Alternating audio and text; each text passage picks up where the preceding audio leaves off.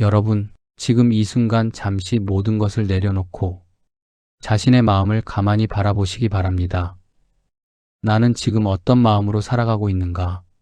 나는 지금 누구를 위해 살고 있는가? 그리고 나는 지금까지 어떤 방식으로 사람들을 대해왔는가? 착하게 살아야 한다는 말, 남을 도와야 한다는 말, 참아야 한다는 말, 그 말들 속에서 나는 얼마나 많은 것을 견디며 살아왔는가? 우리는 아주 오랫동안 하나의 기준 속에서 살아왔습니다. 착하게 살아야 한다는 기준, 남을 도와야 한다는 기준, 참고 견뎌야 한다는 기준, 그 기준 속에서 우리는 자신을 끊임없이 눌러왔습니다. 싫어도 참고, 힘들어도 웃고, 억울해도 괜찮다고 말하며 그렇게 살아왔습니다. 그래서 우리는 스스로를 이렇게 믿습니다. 나는 착한 사람이다. 나는 남을 배려하는 사람이다. 나는 좋은 사람이다. 그런데 정말 그렇습니까? 그렇게 살아온 지금 여러분의 마음은 편안하십니까? 우리는 늘 그렇게 배워왔습니다. 착하면 복을 받는다.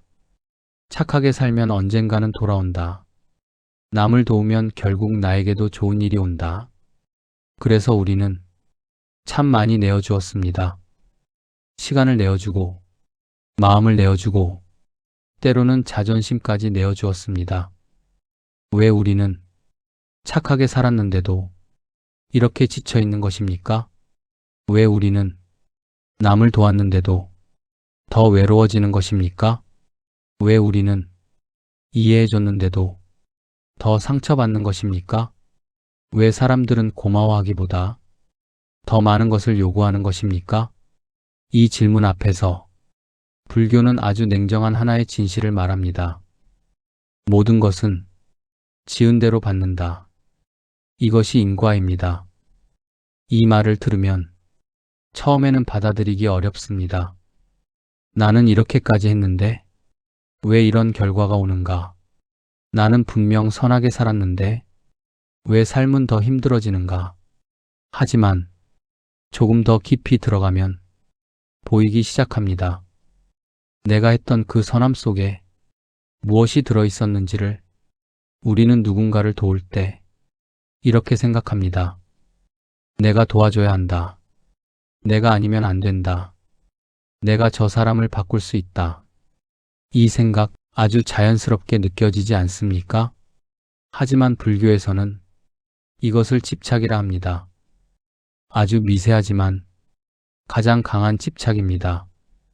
우리는 남을 돕고 있지만 사실은 내가 필요한 존재가 되고 싶은 마음, 나는 좋은 사람이라는 확신, 그것을 붙잡고 있는 경우가 많습니다. 그래서 우리는 도와주면서도 상처받습니다. 기대하기 때문입니다. 도와줬으니 바뀌겠지. 이만큼 했으니 알아주겠지. 나에게도 돌아오겠지. 하지만 세상은 그렇게 돌아가지 않습니다.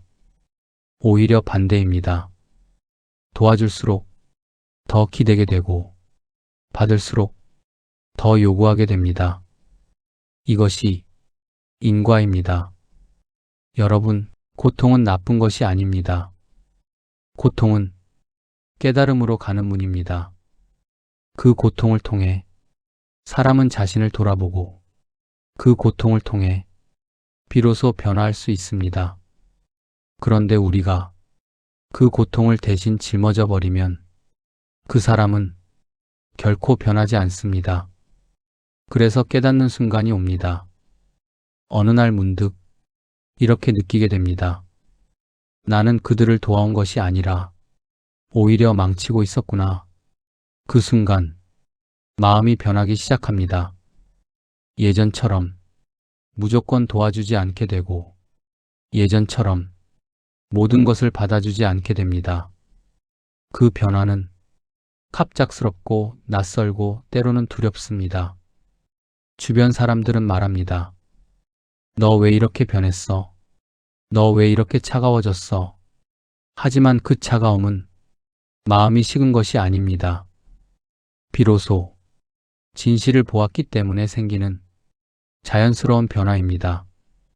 진짜 자비는 우리가 생각하는 것과 다릅니다. 진짜 자비는 함께 울어주는 것이 아닙니다. 진짜 자비는 끝까지 안아주는 것도 아닙니다. 진짜 자비는 그 사람이 스스로 일어설 수 있도록 조용히 거리를 두는 것입니다. 넘어졌을 때 바로 일으켜 세우는 것이 아니라 스스로 일어설 힘이 생길 때까지 기다리는 것입니다. 이것은 말처럼 쉽지 않습니다. 왜냐하면 그 모습을 지켜보는 것이 너무 괴롭기 때문입니다. 그래서 대부분의 사람들은 다시 손을 내밀어 버립니다. 하지만 깨달은 사람은 그 손을 거둡니다. 그것이 진짜로 그 사람을 살리는 길이라는 것을 알기 때문입니다. 여러분, 이것이 바로 무정함처럼 보이는 자비입니다. 겉으로는 차갑지만 그 속은 가장 깊은 이해와 가장 큰 책임이 담겨 있습니다. 특히 가장 어려운 것은 가까운 사람입니다. 가족입니다. 부모, 자식, 형제. 이 관계는 가장 깊은 인연으로 얽혀 있습니다. 그래서 우리는 더 쉽게 무너지고 더 쉽게 끌려갑니다. 가족이니까 내가 해줘야지, 내가 책임져야지. 이 생각 속에서 우리는 얼마나 많은 것을 버텨왔습니까? 하지만 불교는 말합니다. 그 또한 인연이며 그 또한 업이다.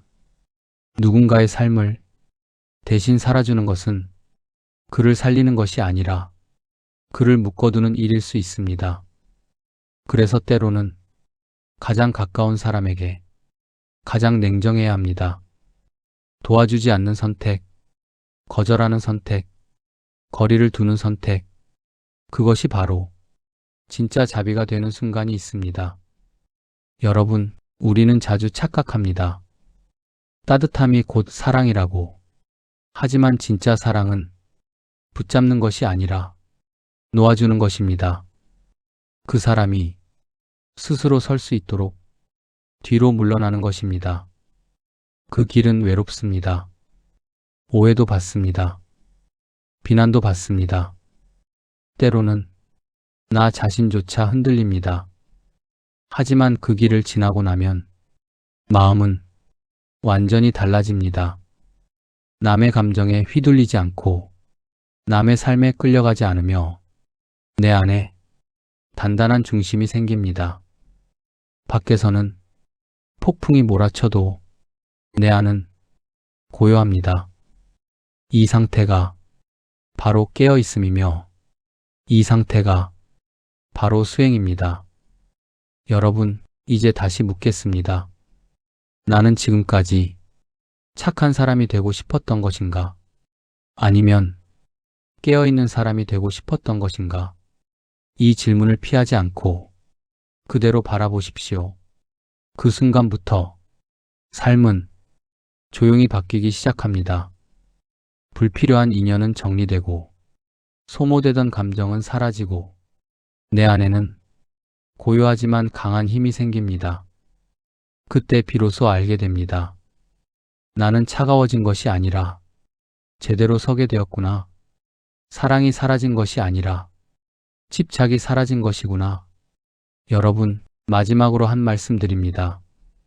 세상 그 누구도 다른 사람의 인생을 대신 살아줄 수 없습니다. 부처도 대신 살아주지 않습니다. 우리가 할 수 있는 것은 단 하나입니다. 맑게 깨어있는 삶을 살아가는 것.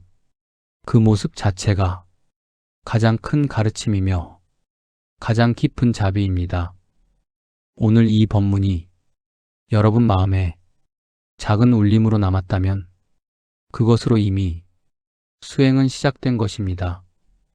부디 남을 바꾸려 하지 마시고 자기 마음을 먼저 밝히시기 바랍니다.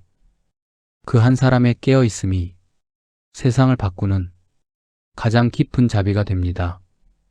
모든 인연이 그러하듯 이 시간도 흘러가겠지만 오늘의 이 알아차림만은 마음 깊이 간직하시길 바랍니다. 성불하십시오.